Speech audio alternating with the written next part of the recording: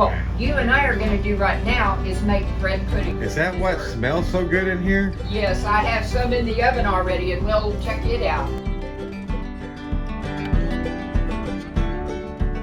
Good morning, everybody. This is Terry Brim. It's Wednesday morning, and as you know, it's time for another cooking show here at Prairie Mountain CookShack with Elaine, and so I'm headed down there. But I wanted to show you a little bit of the skies. We've had some tornadoes that have tried to drop down over here this morning, early hours, and you know, the prayers took their authority in this area, and as Christians we have authority, and I'm here to say we didn't even get a leaf blown off our trees hardly. But I want to just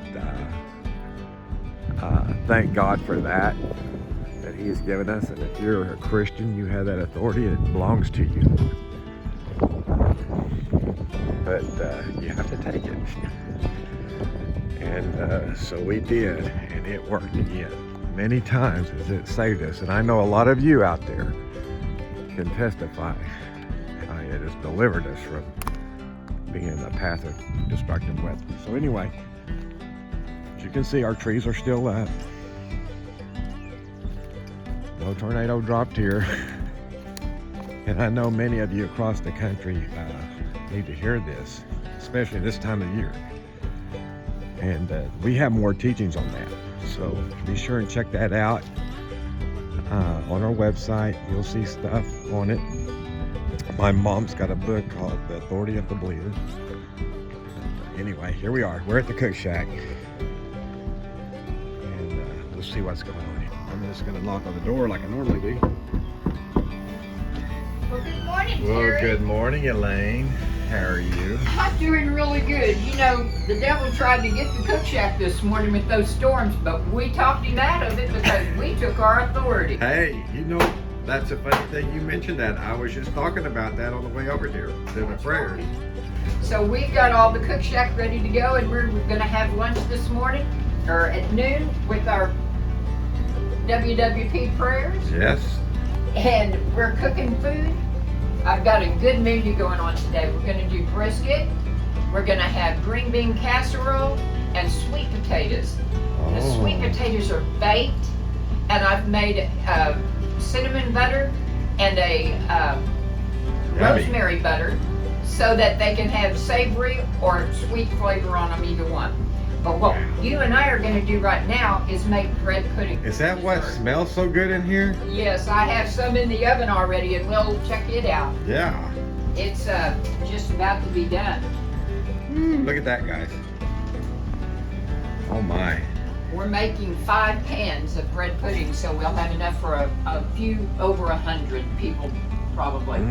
I love bread so pudding. What I'm going to do now is show you how I make it. Okay. But remember now, if you want to try and make my recipe, you need to cut it down, because I'm making this a triple recipe of what I would do if I were at home. Okay. So a normal family wouldn't use this much, but now if you're cooking for a group, you want to use the big So thing. how much are you actually cooking? Is that about a panful like that? What I'm making right now to show you all is going to be a panful. What we're making is bread pudding. And as you can see, I just tore the bread up. These were hamburger and hot dog buns that I had left over from an outreach program. And they had been frozen once already, so I didn't want to freeze them again. Okay. So anytime you have bread like that, it's going to be stale. It's just about to start molding. To save yourself the money that you spend in it and the time to have to throw it away, make bread pudding. You mean we don't have to feed it to our birds? No, you don't have to feed it to the birds, though some might be helpful for birds. Okay. But what I do, even if I don't have enough at that time, if I just have like 1 package and I need 2 or 3, I'll put it in the freezer and freeze it back until I am ready to use it for bread pudding. Then I pull it out and do it. Now what I did last night was tear these up into pieces and put them in pans, and I left them out overnight so that they would dry up. And the reason you want it to get dried out, get stale, is because moisture will soak into it better if it's dried out. Oh, okay. So that's what we're doing. Now, the recipe I'm making, I need 9 eggs, and I'm gonna put them in this bowl and just mix them up. So for an average family of 3, It would take 3 eggs. okay. What is the average family size now? It's more than 3, isn't it? Probably Usually 5. It's 4 or 5. So that'll give you an idea. You gotta admit, we have high-tech things going around here. Well, we do have some high-tech stuff, but these things that I like, these are things I like to do, so I do them that way. Okay, so now what I've got here, I've got about 1/3 of a cup of brown sugar and 3 cups of white sugar that I'm putting in this pan. So for you, it would be about maybe 3 or 4 tablespoons of brown sugar Okay. and about 1.5 cups of sugar. Because I had mixed that together, I'm just kind of using my hands to make sure there's no lumps in the sugar and nothing, the brown sugar hadn't dried out or anything, so we're doing that. Okay, then I'm putting 9 cups of milk in. Now I mixed my milk, and what I mean by that is I put whipping cream and whole milk. So it gives it a little more richness. Oh, yeah. So that's why I did that. So I'm putting, this is 4 cups. Now, because I wanted to put raisins in this batch, I have my raisins in this bowl, and I put 4 cups of milk on them, and I've let them sit here for about 30 minutes. And that way they kind of plumped up, and when they cook, they'll not be hard and dried out. Hey, this is going to be awesome, I can tell. The rest of my milk is going in here. Now, I put about 2 cups of raisins in this. If I were doing it at home, I'd probably put 1/2 cup to a cup, depending on how much you like raisins. Yeah. Now, my kids loved them, and that was one of the things I used a lot for my kids. Okay, so now we're just gonna stir that till the sugar dissolves. In the meantime, I've got butter going, and I melted 1 cup of butter for this. Now for your at-home deal, it's only 1 stick. Okay. Okay, so now I don't want my eggs to cook when I pour them in, so I'm gonna put the butter in the milk so it cools it down. Wow. There's a tip. And I'm just going to stir it in a little at a time because, again, I don't want the butter to harden up and be lumpy. It's all about temperature, isn't it? Yeah, it really is. And you know, if you poured this hot butter on top of those eggs, it would cook the eggs. Oh my goodness. So you don't want to do that either. This was one of those things that back in the old days when they were first settling the frontiers of the Ozarks and the prairie. Right. They always made their own bread, so they had bread, but they didn't always have something sweet. Desserts were not an every meal thing then, like they are with us today. So they would make their own bread, and they'd have bread left over. So like we were talking earlier, where they had stale bread, they would use that bread to make something special for the family, maybe once a month. So they didn't throw anything away. No, they didn't. They probably didn't feed the birds, did they? I don't think they did, because it was more important to feed the family. You're right.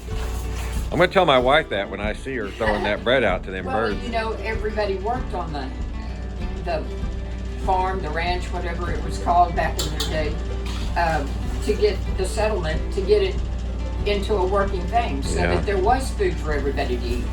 Right. So that's where the farm to market deal comes in. So now what I'm doing, I've mixed the eggs up with my fork, and now I'm going to stir them in with the whip. Because we put the milk and butter together first, the butter will not cook my eggs. Guys, you got to do it in this order, or I have a feeling, or it won't turn out right. Right, it'll be clumpy. So we'll not only have to get the ingredients right, we're going to have to get the process right. Right. Well, and one thing too, I'm using farm eggs from a local family. Oh, they're here. much better. And the yolk is so much richer. It is. in that than what you get in the store. I was noticing that how yellow it was as we were pouring it in. So now we've got our sugar, our cinnamon, our raisins, and our milk in, and butter, and we're ready to put it on our bread. Okay. How much bread is that, you think? Well, A loaf? I had 8 packages of buns, so Okay, that gives me a pretty good idea. yeah, probably might be 3, might be 2. Hamburger buns. Hamburger buns, hot dog buns. Wow. Some were buttered, some were not. Just whatever you got left over. Right. Throw it in the So freezer. Then basically what you're going to do then is just pour this on. And Wow, that looks good. after the raisins get in there, we'll stir it a little bit because we do want those raisins to mix around. And so the bread will absorb that, right? Yeah, the bread's going to absorb all this moisture. How's that bread pudding looking? It's looking pretty good and it's browning up just perfect. Oh, good. So now we're going to work on the glaze. Okay. I don't normally make a lot of glaze because you don't want it to be like an icing. You just want to kind of put it over the top a little bit. Some places call it a sauce instead of a glaze. I put 3 tablespoons of butter in here. Again, if you wanted to break it down to less than what I'm doing, it'd be like a third.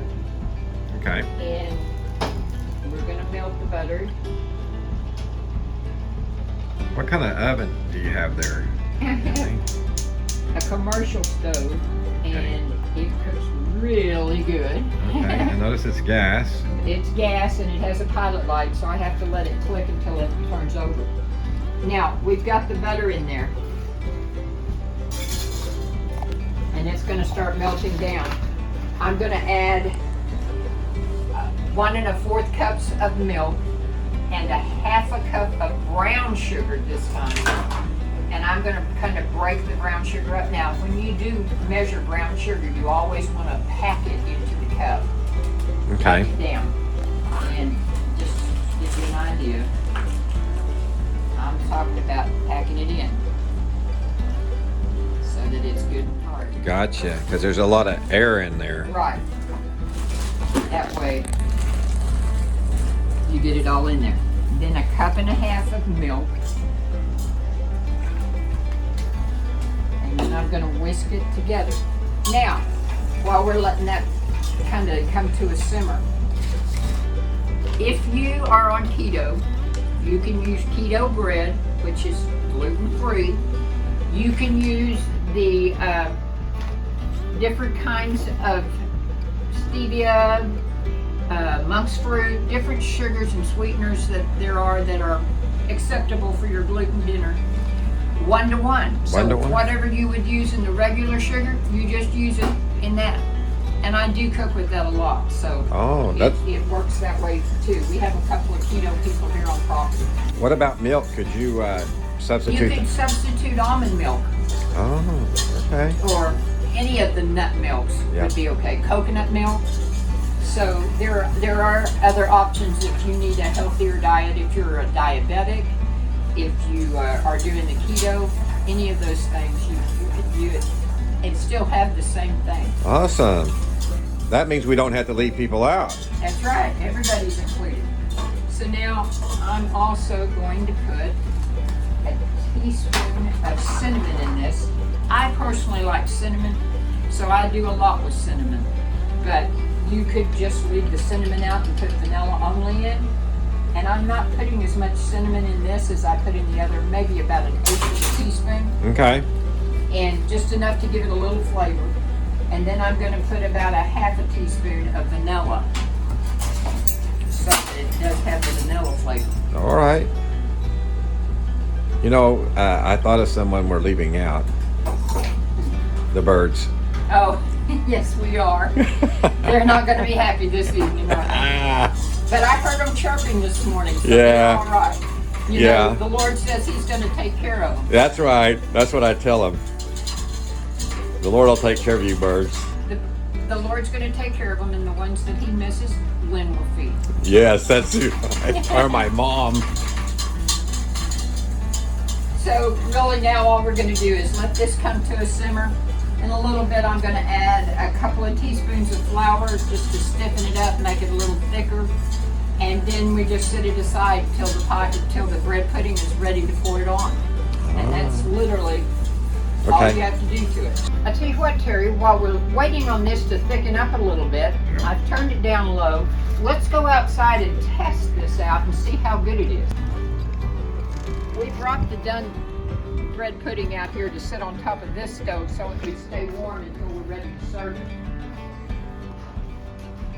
And this is my helper here. We'll use him for the guinea pig. He's kind of like Mikey. Oh, anything. Well, I want to be the guinea pig. You want to be a guinea pig? Yeah. Too? Can you give me some? That too. Look at there, guys. Scooped out.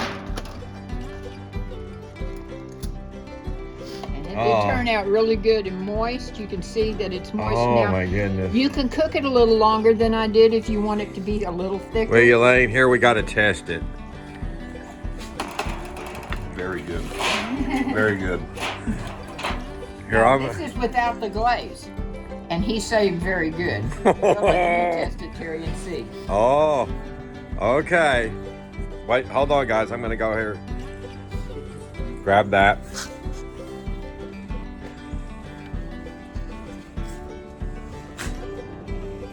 Let me take it back over here. But look at this, guys. Look at this thing. Hold up and get a shot of it. Doesn't that look good? There's your spoon. Now. You know, it can't just be all talk. You got to prove it, right?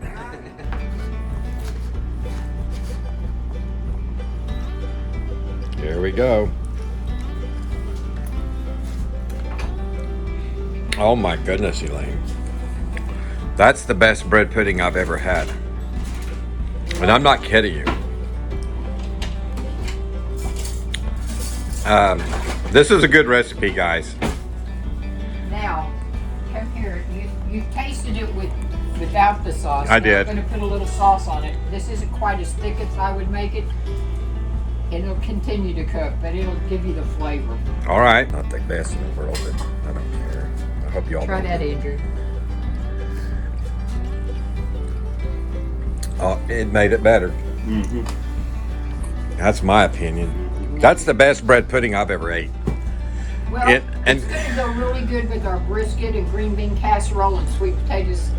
Mm-hmm. So we kind of made a little special dinner today because Sunday is going to be Resurrection Sunday. Oh. So it was a little special food today. You know, well, you know, I gotta admit something. I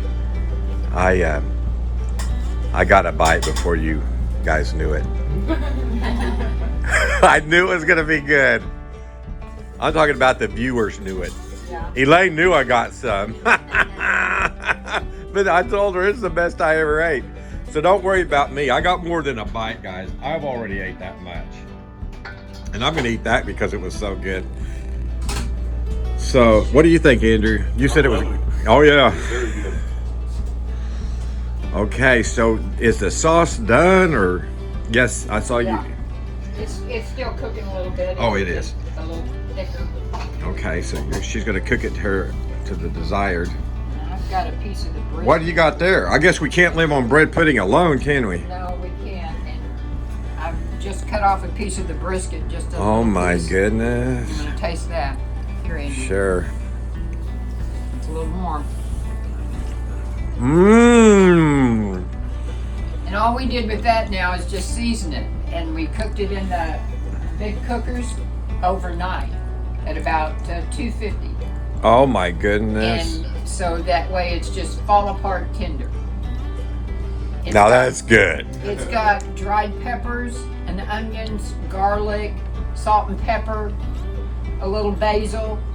Hey, can you show us how to do that sometime? I'll be glad to. All right. I'll tell you what, we're going to do a pulled pork deal before too long, and you all will get to watch us put it on the smoker. Oh, I love that. That's what we feed to the our outreach ministry on the streets. Yes. Oh, they Yes. love that. God's Club people love that. Hmm. All right, guys. Well, thank you so much. Thank you all, and have a great week, and happy Resurrection Sunday. Oh, that's right. Thank God he rose again. Amen. Amen. All right. Goodbye, everyone. Bye, Terry. Goodbye. Bye, everyone.